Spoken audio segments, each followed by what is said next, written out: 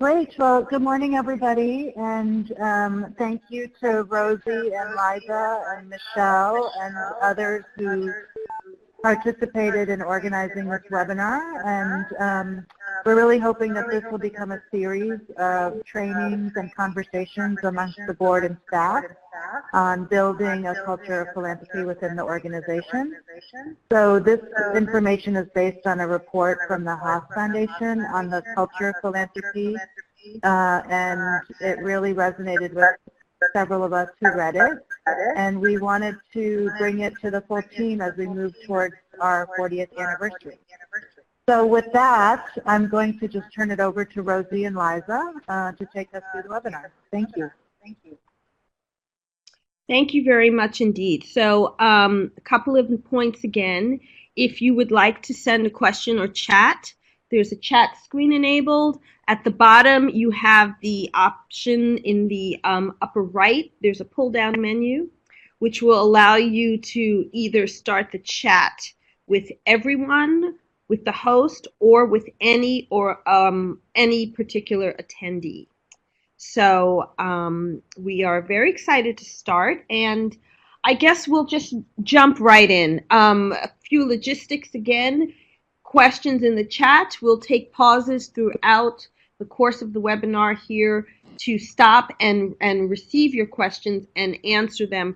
And I'm sorry that we decided to disable video. It felt that would be too many mini boxes on the screen. And also because of feedback issues, we have disabled audio except for those of us who are presenting. So looking at the first slide, this report was originated by the Evelyn and Walter Haas Jr. Fund. In 2013, they created a report called Underdeveloped, which was really looking at the high level of turnover and difficulty that the nonprofit sector had in fundraising.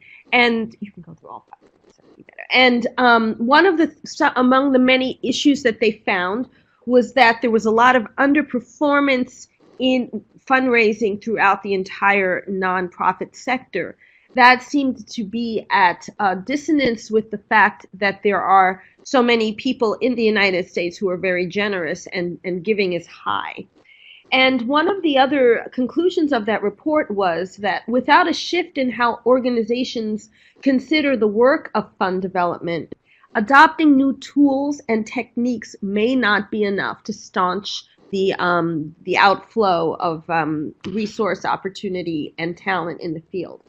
So that is the basis behind the 2013 report. Of course, that report left everyone feeling quite alarmed, and so the fund went on to create a subsequent report, which is the one we're going to talk about today, Beyond Fundraising. What does it mean to build a culture of philanthropy? So again, just housekeeping notes. We will have some pauses in the presentation for Q&A and comments, and then we will take more time at the end for more questions. So we're going to dive into each of these 4 components of the culture in just a moment, but this was the overview of what the report found. Now, the report wanted to understand what was even the point of investing in a culture of philanthropy. So all of the bullets you see on this screen represent the very positive things that we all want our organization to achieve and that any viable nonprofit wants.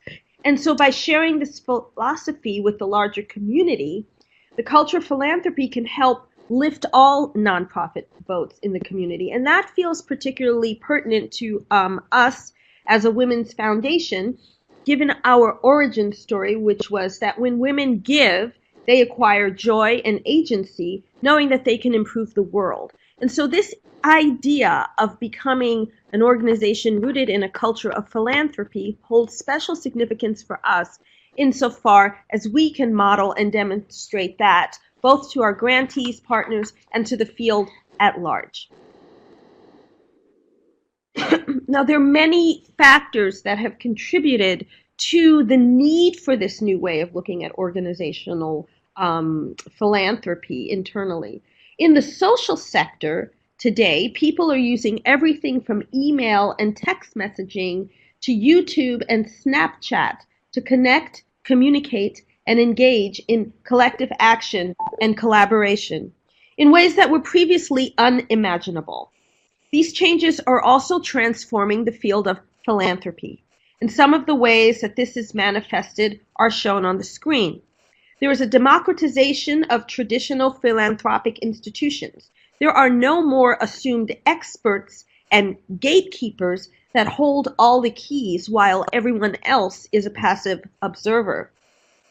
Furthermore, the line between donors who give cash and donors who do not give money, such as volunteers and activists, is blurring. Grant makers, beneficiaries, and donors are also speaking to each other now. It is a swirl of conversation that has really shifted the way we approach and need to act in the sector and in the work. Other factors that drive the shift to the culture of philanthropy, according to this report's findings, is that organizations that continue to operate in traditional, tightly controlled, top-down environments, as opposed to adapting to a more fluid system and approach, these organizations risk having their relevance and funding dry up. And we've certainly seen that across the sector with the ebb and flow of some organizations that have had to downscale, merge, close, etc. Another factor that is very important in the field today is internet natives. These younger people embrace efficiency, transparency, bottom-up action, and co-creation ethos. They are indeed changing the organizational culture. In that paradigm, there is a preference for collaborations and horizontal arrangements rather than one way or top-down.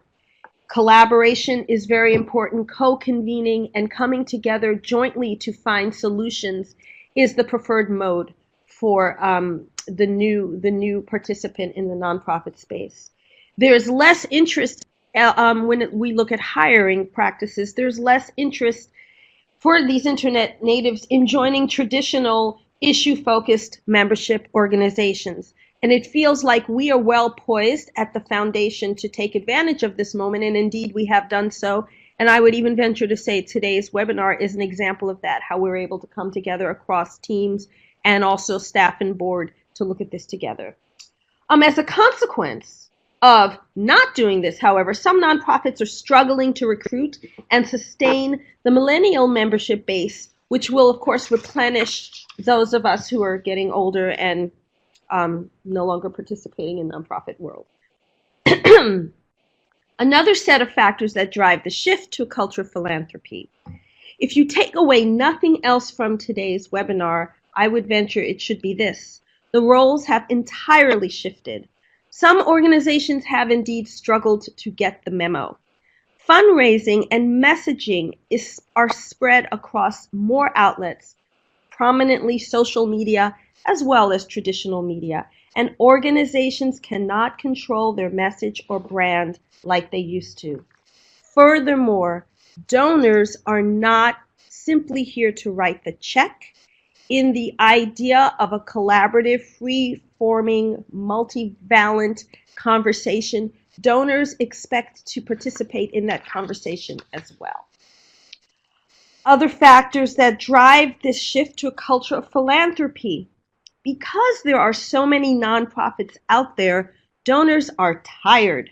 They suffer from cause fatigue.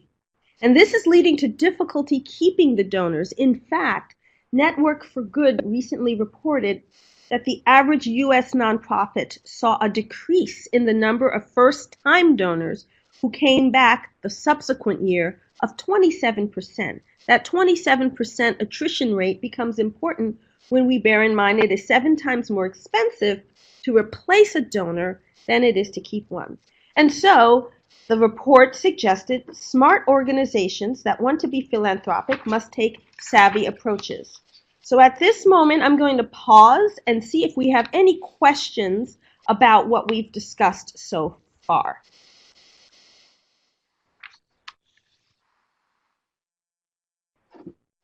If you do have a question, you can enter it in the chat bar. If you feel you'd like to be more private, you can send it to me by text at 415-944-0375.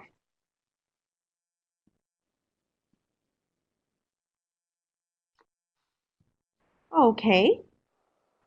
We'll have other opportunities to take questions, so I will carry on in that case.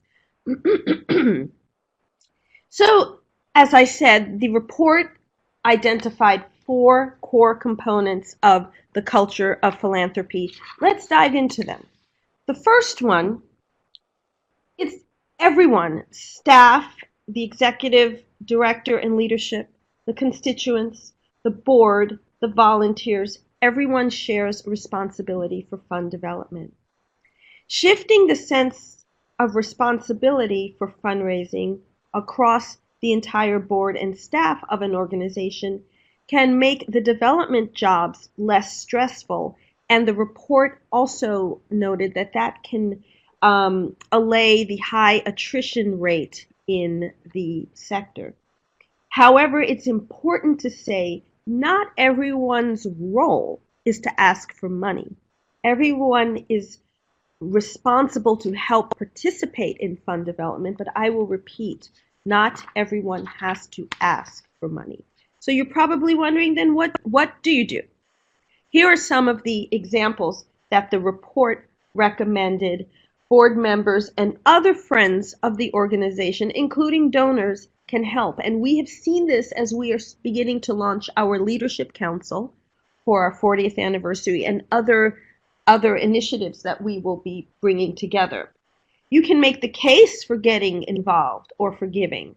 You can talk about our origin story and the power and agency of philanthropy and generosity. You can play a role in helping to acquire all of the resources that we need, not just money, to do the organization's work. I will let Liza say a quick word about how that played out in LA with some of the ways that we were able to use, leverage our board members' decision making and networks to help us deliver that event. The LA 84 Yes. event was Yeah. a phenomenal example of an idea coming from Diane of a place to have it, Quincy and Diane working really quickly and resourcefully and creatively to find the space and connect with their networks there to put together a really beautiful gathering, energizing, lots of different relationships and communities coming together. And I think it was a great example of utilizing resources and mobilizing networks.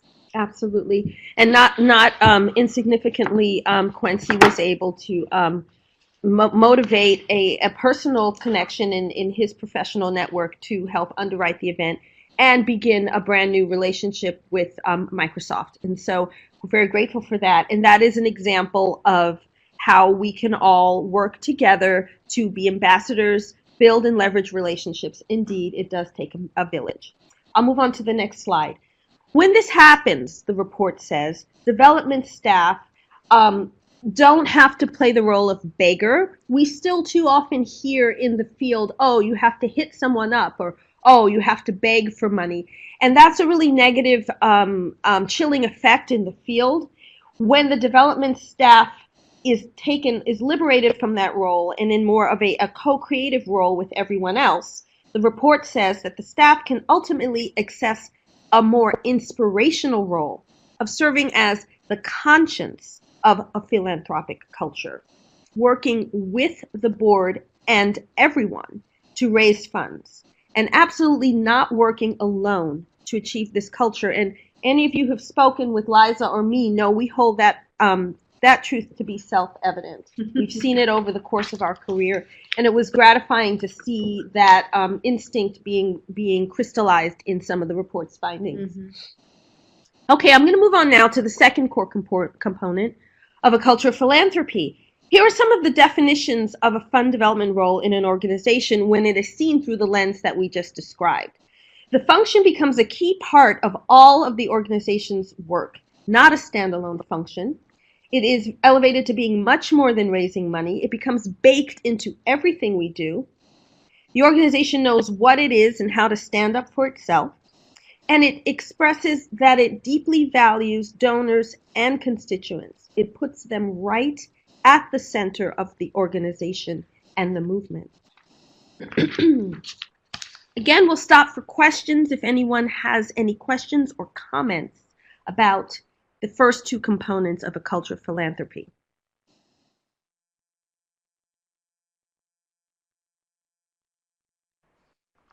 Yeah, she was typing. Yep. I see that. Okay, thank you. Yes, woot woot indeed. That was a great model. We were able to, after the event, we sent out a couple of emails. Got some really good feedback. And even we had talked about we wanted to reflect back to those who were there, our appreciation and celebration of what they'd been part of. And so it would be remembered. And we ended up communicating for those who couldn't make it but had sent their regrets. And that was also a really nice way of hearing back from our folks in our LA community and folks who may become part of our LA community that they regretted not being there, but it looked so wonderful and they hope to be at the next. So it really served as a wonderful stewardship and community building moment. Absolutely. And I think we got a couple of actual donations out of it as well. Yes, we did. Yeah. Which is always great. Okay, so now we're going to move on to the third component. When we look at the donor in a different light, we are able to adopt different behaviors towards that donor. Some nonprofits, the report found, for example, are tearing down the walls between the fundraising, communications, marketing, and program departments to make them collaborative and complementary. Engaging donors as partners in the work does not, however, mean that donors drive the bus. Instead, donors are engaged agents working with the organization to achieve the org's goals, rather than just being passive givers. It's a really key, important point that the report elevated, and really does go to the heart of the idea of relational as opposed to transactional fundraising. Again, following the model of social media, activists, donors, staff, stakeholders, leaders, policymakers, we are all involved in a shared and collaborative project here. Third core component, which is particularly pertinent to our work, more and more organizations are finding it helpful to integrate online activism with on-the-ground action in some of the ways you see in this bullet. This idea holds a lot of promise for the Women's Foundation of California, given the work that we do as a movement-sustaining organization as opposed to a direct service organization. However, with all of this said, the report wanted to point out no one has really yet figured out the perfect formula between offline and online donor engagement. So it is a work in progress, and we are all involved in it together. And then the fourth core component is really important. Donors have much more than money to bring to the table. They have time, skills, networks, talent. There's an adage in fundraising you may have heard, time, talent, and treasure. The report found some useful information about repeat and long-standing donors, citing the noted fundraising theorist Penelope Burke. And what Penelope said, and we've certainly seen this borne out and we've discussed this internally, new donors tend to respond best to marketing messages that catch their eye and spark their passion. However, return donors and long-time involved want something else. They want data-based evidence of organizational impact because they want to see how their investment made a difference. Whether that is $5, $50, $500, or $5 million, as we have been saying internally. Return donors do not respond well to broad-based appeals after the first gift. This is why stewardship and customization become so important. They expect personalized attention. And again, a one-size-fits-all communication and engagement strategy doesn't work. And I will just indeed add that this is one of the cases for what we're talking about with an integrated CRM, constituent relationship management system, so that with our small staff, we can automate and efficientize or render efficient as much of that customized one-to-many or few-to-many communication and relationship building as possible. I see a question from Michelle, and if you hold 1 sec after the next slide, we will try to attempt to have a conversation about that question. The final 4th core component that Penelope Burke highlighted is that fund development is not about selling donors on your organization. It is about supporting donors in developing their philanthropy. Indeed, that was the origin story of the foundation. And as I've spoken to some of our longtime donors, one of the things they've expressed the most appreciation for was how the foundation helped them understand how they can invest their money wisely and proactively to help create the kind of social change that they want. It is also important to mention that unlike institutional giving, individual donors can last a lifetime and beyond in bequests. And we will be launching much more work on our planned giving outreach as part of our 40th anniversary celebration and activity. So now I'm going to pause for some more questions. We are. And Michelle asks, what are the most effective ways of presenting impact to encourage existing donors to continue? I think that's another webinar. I think that's a series of conversations. I believe that we will be looking at that as a team as we recruit the chief program officer. I would imagine that person will be very involved in those conversations. We are going to start working with the Berkeley Media Studies Group. Do you want to say a thing about Berkeley Media Studies Group through the California Endowment's generosity? We've been gifted 6 months of pro bono help with them to develop top-line communication strategy and messaging. So I think a lot of the answers to that will also be encouraged by that process. And then Liza just mentioned something to me as well about the survey. Would you like to just... We want to be asking donors, our community. So one of the things that we have on our plan for this coming year is, in light of all of this, in the building relationships, in the one-to-one, is initiating a more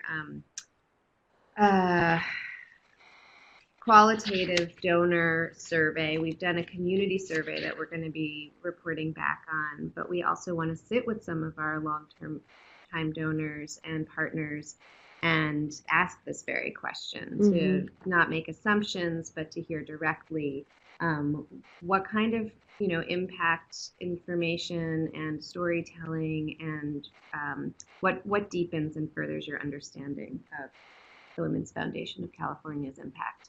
Yes, indeed. And I would also add, I mean, there are a lot of amazing models out there of how organizations do present their impact.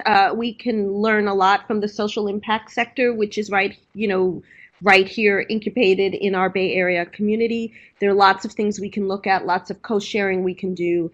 And that really does become a question of finding the time and resources to dive in a deeper way and, again, collectively ask and answer some key questions. So it'll be really exciting work, and we hope that everyone will find ways to participate in that.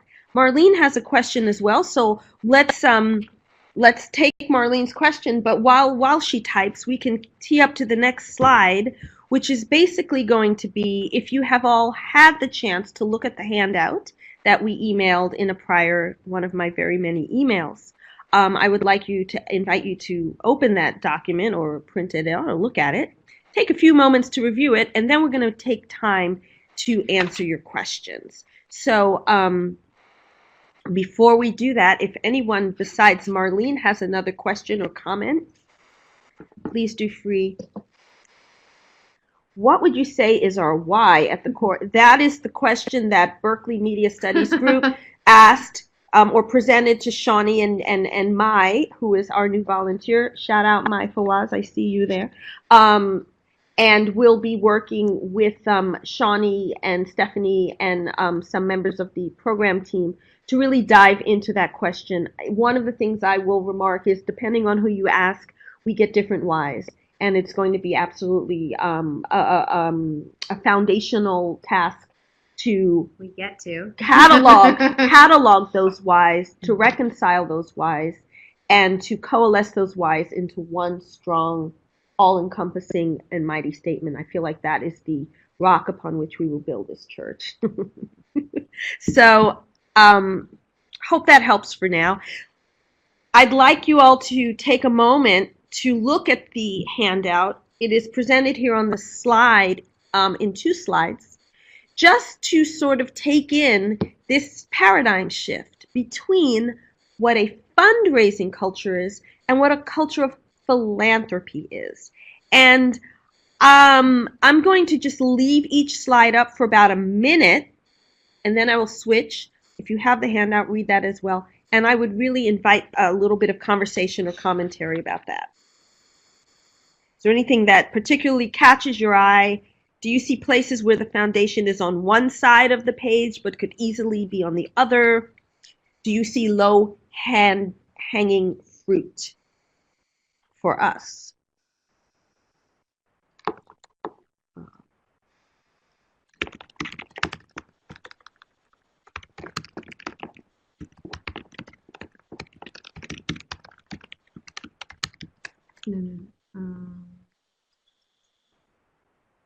Oh.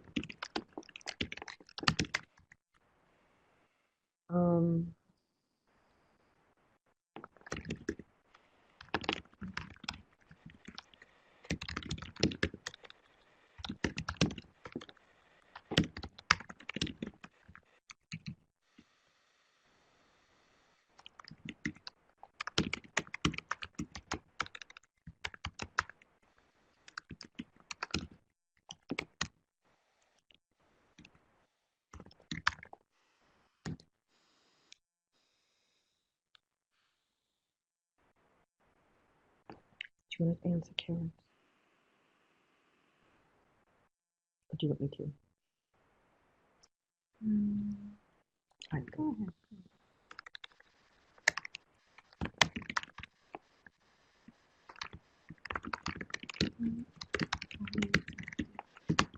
I think everybody can read it.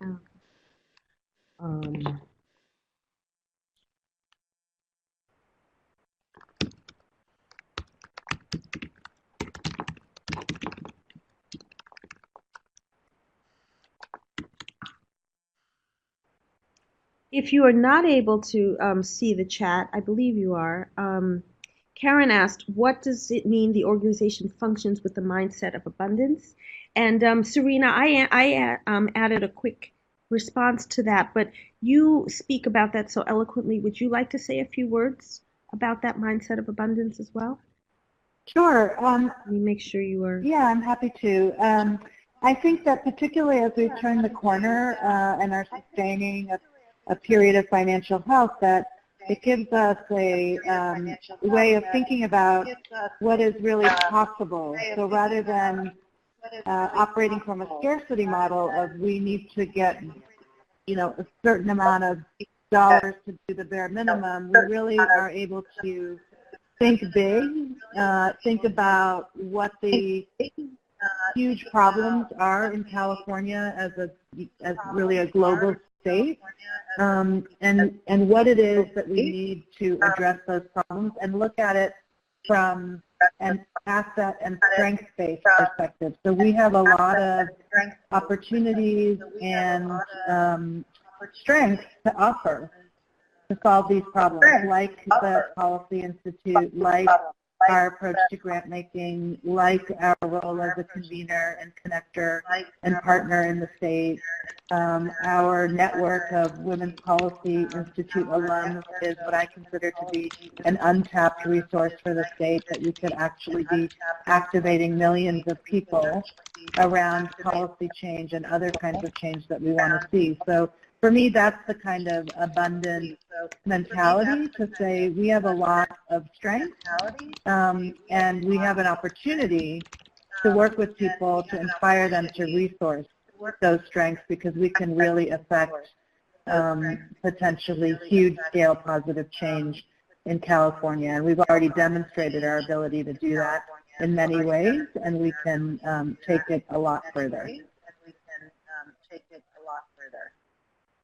Thank you so much.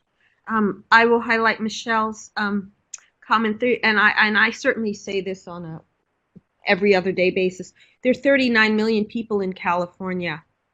If we could get 0.5% to support us, how much is that? Somebody who's good at math, that's like 250,000. Yeah. Is that right? I mean, we would, if we had 250,000 people supporting us, it would be an entirely different situation. All across the board, our impact would be unstoppable and known in every sector, and we also would have probably like 30 people running around this office.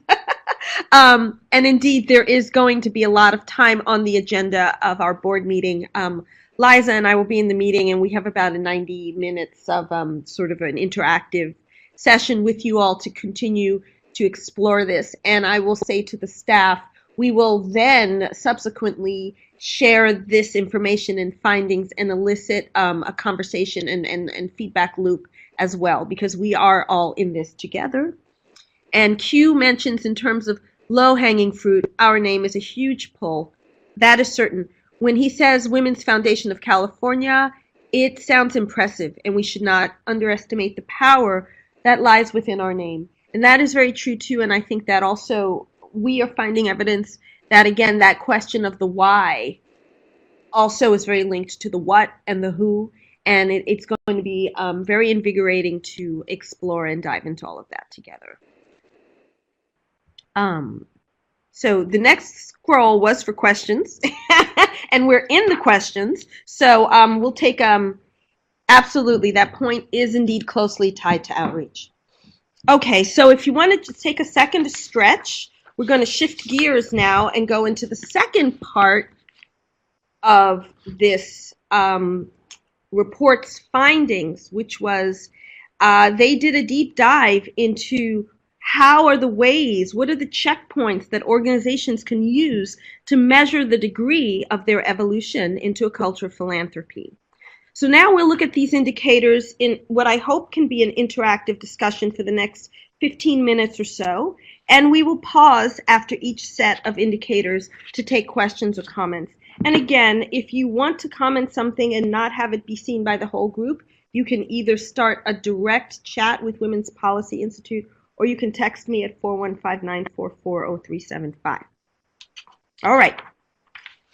Let's start with the excellent, very good news. The report began by looking at an analysis of the CEO's roles and activities, and thankfully for us, Serena possesses these attributes in abundance. Leads and inspires a culture of philanthropy through her commitment to and involvement in fund development.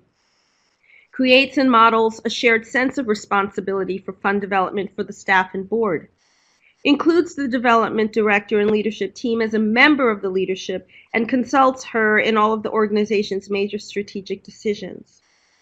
Dedicates regular time to cultivating and engaging donors throughout the year. Is comfortable asking for contributions of any kind. Participates in regular fundraising trainings and educational opportunities. And expects development staff not solely to raise more money, but to help build a better understanding of the role philanthropy plays in the organization. So check. Are there any discussion or clarifying questions about that first indicator found in the report?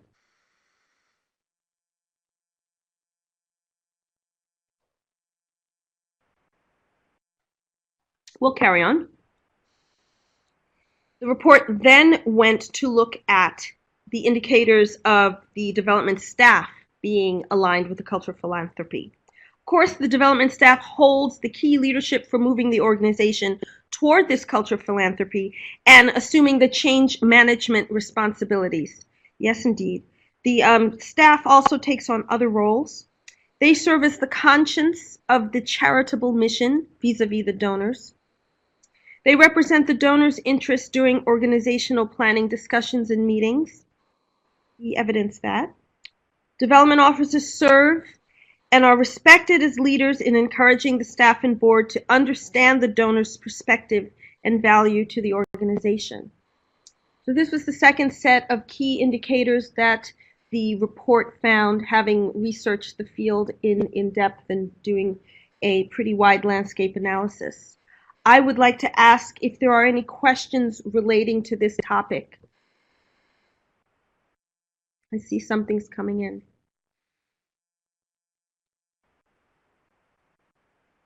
This feels particularly important because we still too often, across sectors and talking with other people working in other nonprofits, we still too often hear, oh, well, you development staff, you just go out and get the money. And if there's anything to take away from this, with the very high aspirations that we'll discuss in the board meeting in the budget for next year, we cannot hammer home enough how much we concur with the report's findings that this is a collective effort and a collective interest, I guess. This is not something that sits in a corner. And Michelle says, thinking about the donor as stakeholder is a significant change, isn't it? That the donors aren't just check writers. In my 9 months here, I would concur with you, Michelle. I think it's a change in the sector. I mean, I think it's really part of the finding of the blurring of lines and not making assumptions about who is a stakeholder over here and who is a donor over here, but in a mutuality, in an interconnected system, really understanding the overlap and intrinsic connection in the roles and the stakes that people have and hold. Yeah. I just thought of a personal example. If you have like a favorite neighborhood restaurant where you go 2 or 3 times a month or even more often, and you walk in and the wait staff or the bartender says, hello, how are you, recognizes that you are part of their quote unquote family, you feel good. You want to go back. If you walked in and there was someone new or you were not treated with warmth and familiarity, you would kind of maybe feel some kind of way about that. And I just would like to encourage us as we think about this donor paradigm and this fundraising and culture of philanthropy paradigm, that we remember the prior slide that said everyone is in this together. The conversations are happening across individuals, people, staff, funders. There's no way of controlling the experience. So that means an open-hearted approach to all of the players. That feels like a really key piece from the report. I will move on. When this happens, the report says, for development staff, professionals become fluid rather than rigidly categorized and include people with communications, marketing, and program expertise and acumen. They're not only skilled in the tactics of fundraising, such as direct mail events and planned giving, but they are also strategic thinkers and implementers. The staff regularly share with the rest of the organization how they are engaging donors and building relationships. This also means institutional donors who are human beings as well. All of our connections there are actual humans. Very few of them happen only by chatbot, I would venture to say. The staff encourages storytelling about both donors and beneficiaries to highlight the human side of philanthropy and not just the financial one. Staff has opportunity to regularly expand their knowledge and hone their skills. And they are evaluated not only for meeting their financial goals, but on the quality of relationships they hold with donors, board members, and other staff. I'm certainly open to having more questions. I'm going to keep going through the slides, however, just to get us back on time. These key findings are pretty eye-opening. But at any point, certainly feel free to jump in the chat box. Now, this is a reminder that as we look at these indicators, these come from the Haas report and its findings. Beyond the development staff, the report found indicators that organizations can bake into their culture, which is that philanthropy is a core value and an organizational mindset that is understood and integrated across the organization, and that there are many opportunities for staff, board, donors, and others to learn and talk about philanthropy and its impact on the organization's mission. Fundraising efforts are donor-centric and focused on building relationships over time, not just asking for money when needed. And everyone in the organization respects donors as individuals and with unique needs, aspirations, and personalities, and treats them as partners, not just funders. I put, what would donor do, to co-opt a popular meme. Are there any questions that come up at this point? Okay, and then the report looked at the role of staff, regardless of position.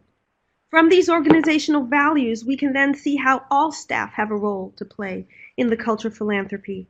All staff see themselves as ambassadors for the organization and its philanthropic goals. They value the role of philanthropy, they talk about its impact, and they are involved in fund development. And we will, as a team, be developing more tools to help us articulate that messaging.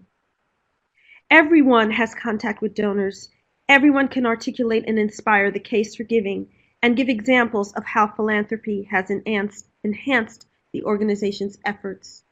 Again, as I say that point, I would like to reiterate the beginning of this webinar and the finding of the report that donors are not always cash donors. We know that a lot of our top partners give us community goodwill and other valuable resources. So please do keep that prism in mind as you think about this.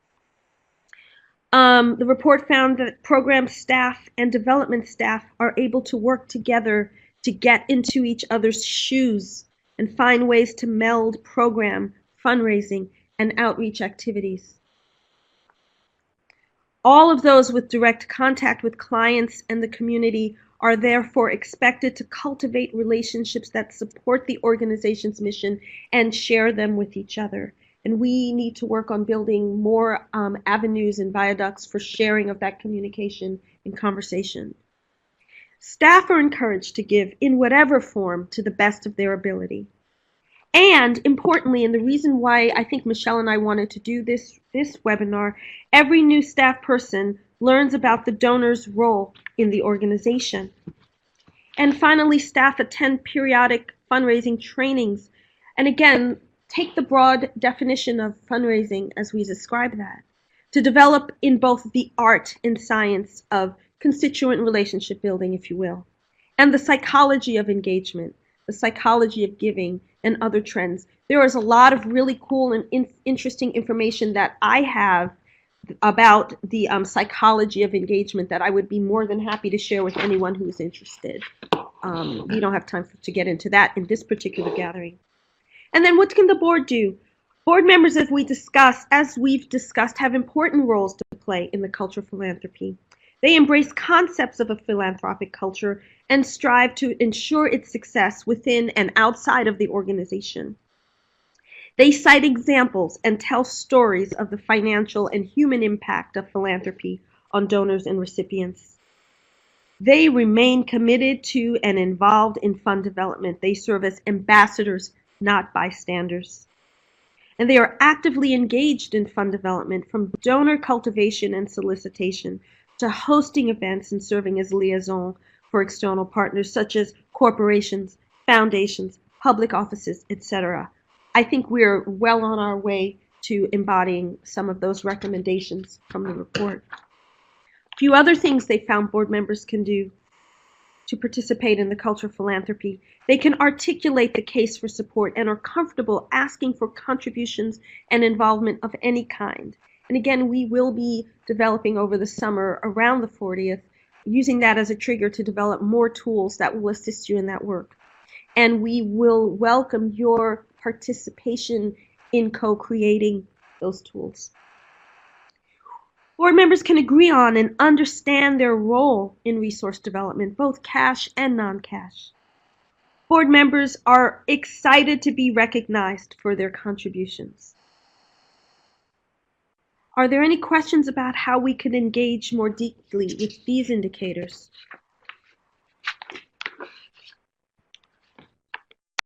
Okay, I'll move on. However, it's not just on us. The donors have some things that they can do. They can understand that they're valued for more than their financial gifts, that their ideas, thoughts, involvement, and leadership are continuously welcomed. That doesn't mean that we're going to we're not going to be led down paths by donors, whims and interests and, chicken without a head. We have a strategic plan to guide us and anchor us in our work, but we are solicitous and embracing of conversations. They're treated like partners in the work rather than cash machines or transactional agents. Their needs and interests help shape the discussions about where, what, and how they might make a philanthropic investment to our organization or to others. That's important. There's a saying in the field that if someone is not interested in connecting with you, you bless and release. You thank them for their time, you ask if you can help direct them to something that's more interested to them, and you let them go. But you are still modeling relational authenticity and that you have their interests at heart. Karmically, it might come back to reward us. Donors are invited to partner in other ways that go beyond money, such as contributing time and expertise, as we have certainly seen. They're asked, what is your philanthropic story? And they're helped to find ways to express their philanthropic identity. This was at the core of our origin story in the work with Tracy. And again, this is something that some of our longer time donors and members of our Legacy Society have definitely expressed gratitude for and a desire to see more of again. And again, if the donor isn't sold on our organization, they are supported in developing their philanthropy and referred to organizations if their mission is more aligned with donors' goals. That serves the greater good, and that is at the core of our mission as a nonprofit organization, is to serve the greater good. Are there any questions about that? There's some good. Yep. Let's see. Yes, in our region, most donors... Quincy, are you saying in our region most donors feel like they're check writers?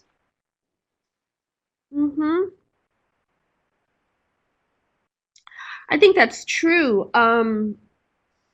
That's kind of one of the ways in which I did quick reaction, should be careful about what we see happening in Silicon Valley and the way money is moving in the transactional kind of social impact way. We have to continually, as a nonprofit organization and as a foundation, and as the Women's Foundation of California, we have to continually check ourselves against that measure, not get too driven down the glittery road, and find the way to work within that sector, but help teach those agents what a culture of philanthropy is. And so that's big work. And I don't think Liza and I can sit here today and say how, but I think that's going to be part of the exciting conversations we're going to have collectively. So please put a pin in that. Let's see, a lot came in here. Let's take a minute. Let's see. Okay. I think don't force it is really important. That is absolutely true. Michelle, it's part of the wider education about philanthropy, what it means, who can embrace that word. Yes, we can serve women well by helping them find their fit. Right. Quincy, most donors express they're tired of saving the day. That's why planning becomes so important, so you can actually be proactive and not reactive to everything that happens. And do you find that corporate donors, Marlene asks, are more transactional and expect a return PR benefit? How do we ensure they donate based on what that helps prop their business? That, Marlene, is an amazing question. I was discussing this with Stephanie and Liza the other day. I just personally undertook a workshop called the Corporate Sponsorship Workshop, and I talked to Michelle about it over the weekend. We tend to, in the nonprofit sector, when dealing with corporations, conflate philanthropy and marketing. The really hard truth that they said and we have to find our comfort with this, and we need a lot of time to discuss it. Most corporations, when you're looking at their big sponsorship dollars, they are not interested in the mission. They're interested in our audience. Take a minute to let that bomb detonate. That is a really huge, different concept. That doesn't mean that corporations don't also have philanthropic arms that we can engage with. However, the person running this training said, if you think that giving a company a logo is going to entice them to give you 5- and 6-figure gifts from their marketing side, think again. They can reach those same people through a Facebook targeted ad. What they want is to enter into relationships and exchanges with our community as well. So we're going to have a lot of interesting conversations ahead to discover our comfort zone and the appropriate partners to try to engage with at that level. The way that I and many of us have thought about corporate philanthropy is really different than corporate sponsorship. And I am looking forward to diving in. I believe Stephanie and Liza and I are kind of gearing up for that and having some really good conversations across the board, and I don't mean just of directors, pun intended, on that topic. Absolutely. And when they see that Quincy says they're part of a small group of donors that they see on every event material, can you elaborate what you mean by that? I'm sorry, the emails came in sequence, so I'm not sure. Thanks, Q. While he does that, we'll move forward. We'll come back to that. Other indicators, ways you can think about your donors in a culture of philanthropy. They are encouraged to visit the organization or interact with us in our activities. That comes back again to the key piece about our activists constituents who may not be donating cash, they may be donating their time and their effort. We already are very far along the road in that process and progress. We now have the opportunity to extend that thinking to people who actually give us cash as well. The ask is based on shared desire of the donor and organization toward the goal of meeting the organizational and community needs. Donors and prospects are attentive, interested, and engaged with the organization's programs and comfortable with revealing their own interests and aspirations. They're given time to ask questions, talk, and engage in two-way conversations with staff and volunteers. And they are contacted, thanked, and engaged on a regular and personalized basis to ensure that they know their value to the organization. Are there any questions or comments about that? We only have a few more slides. I think we had an hour and a half, but I wanted to put time in for more commentary at the end. So if you are all comfortable with that, I will move on to the next slide. The report found that even people who are not donors have an honored role in a culture of philanthropy. Visitors, you know what we try not to call the general public. We've been told by marketing people that is a term we should never use. Everyone is a niche of some sort or a specialized group of some sort. But visitors are welcomed into our program site by everyone from the front desk personnel to the board chair. The report further found that philanthropic cultured organizations are intentional about communicating with, reaching out to, and involving the larger community in its mission and work. Alumni, parents, it's not really our niche, but they put it in there. Alumni, parents, faculty, board, and other shareholders are viewed as partners in how the organization carries out its mission, and they are invited to share their stories whenever possible. And finally, for this topic, the report found that an organization champions the importance of philanthropy in the larger community, even if the money is not given directly to us. And again, as a Women's Foundation for the State, that is something that I believe we should hold in our heart. And so, we've shared a lot of information, and I'm sorry that it's been so one way, but it's a webinar. However, I am happy to share the report. It's easy to find online, but I'm happy to share the raw data of the report, if you will, with anyone who would like to delve into this further or test some of the assumptions against your own thinking in a more spread out format rather than a quick paced 1 hour webinar. You want to mention that? I'll mention it. Yeah, and in conjunction with the report, there was a case study compilation that featured many of the organizations that were studied as fundraising bright spots. So culture of philanthropy,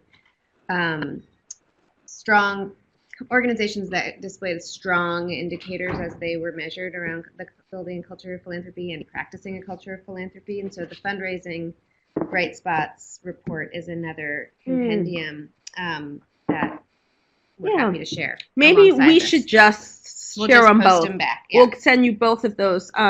This stuff feels like maybe a little wonky, maybe a little not that, your jam, but it actually is so inspiring. It's everything. It's sort of like the human.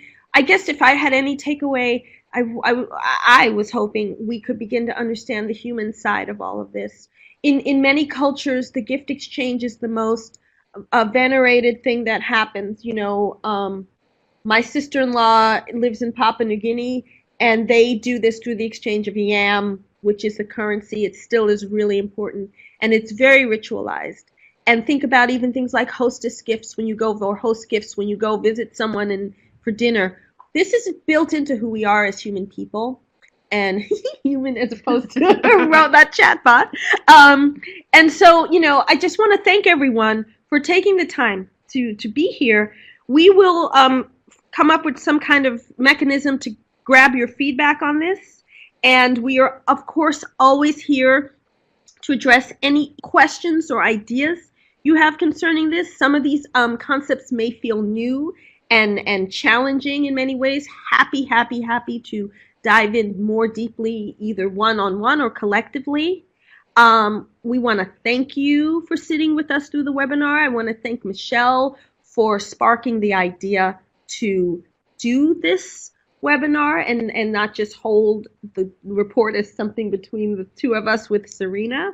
Serena, I want to thank you for letting Liza and me jump in this way and help elevate this kind of discourse, for giving the introduction. Elizabeth, thank you for getting our tech on point. I can't thank you enough.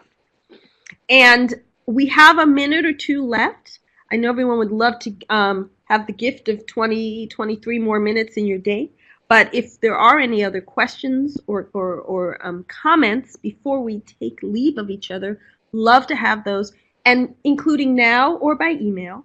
If you have other topics of further cross-team topics you would like to discuss, we would be very happy Serena. to do so. Yeah. And Michelle or Serena, if you thank you to Rosie and Liza and Michelle and others who participated in putting this together.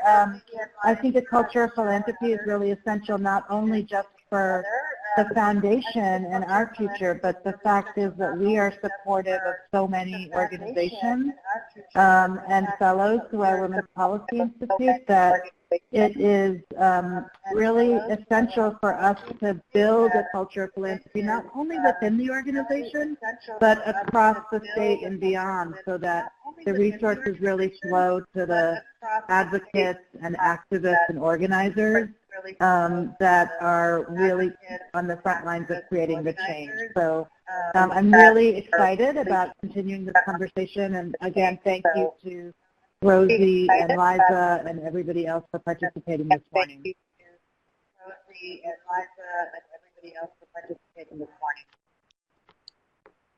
Thank you, Serena. Thank you. And thank you, Emmy. And Michelle, please do send us that article about relationship building. And I guess I would say, too, I know we don't have a development committee at present, but anyone who is interested in more huddles to discuss these things, even in an extemporaneous kind of, one-off or email, I am absolutely here for that. And I think the whole team is, and we love this kind of exchange. This is this gives a deeper purpose to the work that we get up every day to do, which is really different in many ways than the work that our other colleagues get up to do. And so we want to thank you. I'm going to count down from 5 if there are any other questions. If not, I'll stop recording and wish you all a happy day. 4, 3. Ah, Michelle's typing.